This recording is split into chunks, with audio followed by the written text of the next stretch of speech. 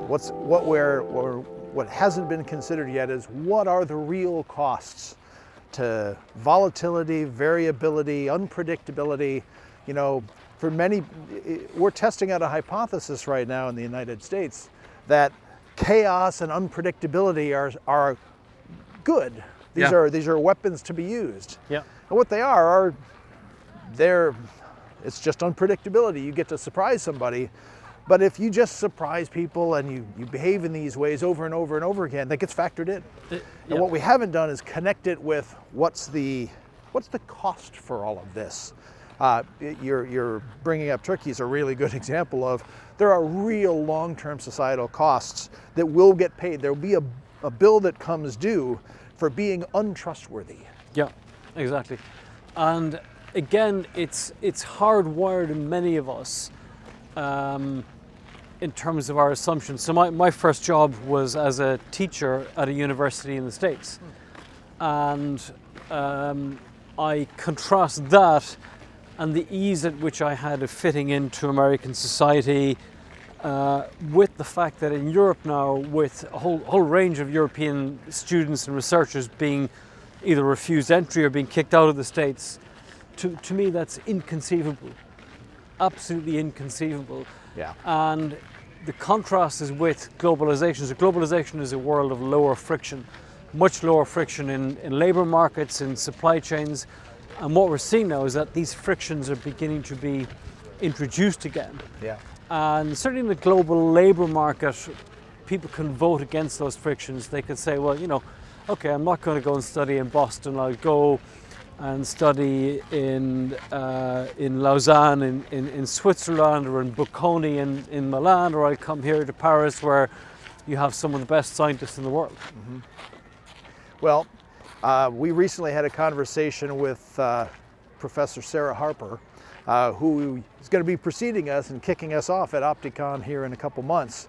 And she really focused on the demographic shifts coming in the world. And it's a really interesting layer on top of this. And just to kind of summarize where these things connect, she was pointing out that population in developed countries is actually at best leveled off, but many are facing modest shrinking to substantial shrinking of their population, which is going to stress the markets out. It's going to reverse productivity gains. She was highlighting the fact that China is projected at this point to have a massive fall off in population. Their population started contracting actually in about 2023 and 2024. And we haven't seen what are the effects of all of these things. And she was also highlighting areas for growth in sub-Saharan Africa, for example. Nigeria is projected to reach 800 million people. Twice the size of Europe. Twice the size of Europe, which is insane. It's not something that we think about, but when we're thinking about where future growth will come from and also where future talent bases are going to be, we have to think about that. Now, the one thing that we didn't explore with Professor Harper is the problem with all of that growth in sub-Saharan Africa is it's going to be in a zone that is going to be more affected by climate change than any other place on the planet. And how will these effects play out? Nobody really knows. We don't talk much about climate change right now because there are other angry people yelling and demanding your attention. But climate change is still happening, isn't it? Absolutely. So we've just had a couple of days where we've had record volatility in financial markets. The only other domain I can think where you've had the same kind of extremities in terms of statistics is climate change. I think January was the hottest January, certainly in Ireland this year. March, I think, was the sunniest March on record. Last year was the hottest year ever.